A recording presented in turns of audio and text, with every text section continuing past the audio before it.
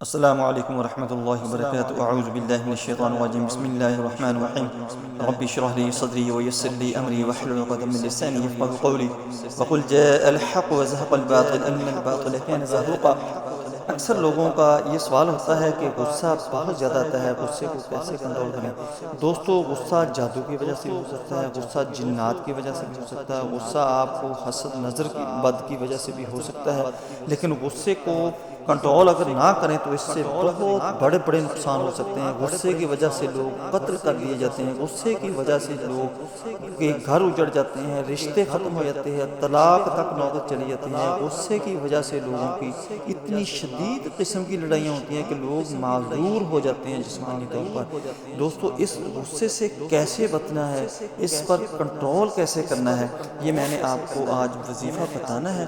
توجہ کے ساتھ اس کو سنیں اور اس وظیفے پر عمل کریں، آپ کو غصے پر کنٹرول ہو جائے گا۔ آپ کو غصہ نہیں آئے گا، غصہ اگر آئے گا تو آپ اس پر فوراً ہی کنٹرول کر لیں گے۔ دوستو، نبی صلی اللہ علیہ وآلہ وسلم نے فرمایا کہ غصہ بہت بری چیز ہے، غصہ شیطان کی طرف سے ہے، غصہ حرام ہے۔ ایک دفعہ نبی صلی اللہ علیہ وسلم تشریف فرما تھے کہ دو صحابہ جھگڑ رہے ہیں، تو نبی صلی اللہ علیہ وسلم نے فرمایا کہ اور وہ بہت ہی خون خار ایک دوسرے کو دیکھ رہی ہیں، ان کے آنکھوں کے اندر خون اترا ہوا ہے، تو نبی صلی اللہ علیہ وسلم نے فرمایا کہ میں ان کو ایک ایت بتاؤں گا، ان کا غصہ اسی وقت کافور ہو جائے گا، شیطان ان کے اوپر غالب آ چکا ہے، وہ فوراً ہی بھاگ جائے گا۔ وہ کلمہ کیا تھا؟ اعوذ باللہ من الشیطان الرجیم۔ اور نبی صلی اللہ علیہ وسلم نے فرمایا کہ جب غصہ آئے تو اپنی حیت، اپنی حالت بدلو، یعنی آپ کھڑے ہیں تو بیٹھ جاؤ، بیٹھے ہیں تو لیٹ جاؤ اور پانی پی لو۔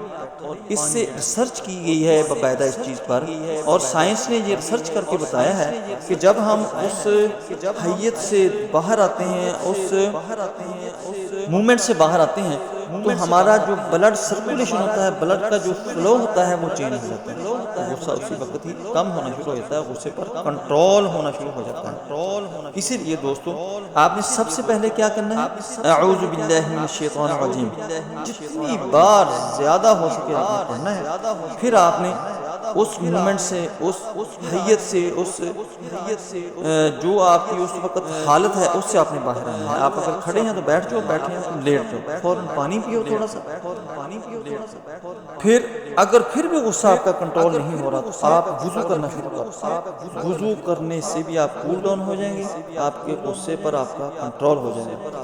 اگر اس سے بھی آپ کا غصہ کنٹرول نہیں ہوتا، اتنا شدید ہو چکا ہے یا آپ غصہ کرنے کے عادی ہو چکے ہیں، تو پھر غسل کرنا شروع کر دیں۔ غسل کرنے سے آپ کے گناہ دھل جائیں گے، وضو کرنے سے بھی گناہ دھلتے ہیں، غسل کرنے سے آپ کے گناہ دھل جائیں گے، آپ کا غصہ کنٹرول ہو جائے گا۔ اگر خدا نخواستہ ان چیزوں سارے معاملات کو کرنے کے بعد بھی آپ کا غصہ اگر غلط نہیں ہوتا، ختم نہیں ہوتا، تو پھر آپ رونے کی ایکٹنگ کریں، رونا شروع کریں۔ جب آپ روئیں گے تو آپ کی آنکھوں سے آنسو نکلیں گے، تو آنسوؤں کے اندر سوڈیم کلورائڈ ہوتا ہے۔ جب سوڈیم کلورائڈ آپ کے جسم سے خارج ہو جائے گا تو اسی وقت ہی غصے پر کنٹرول ہونا شروع ہو جائے گا۔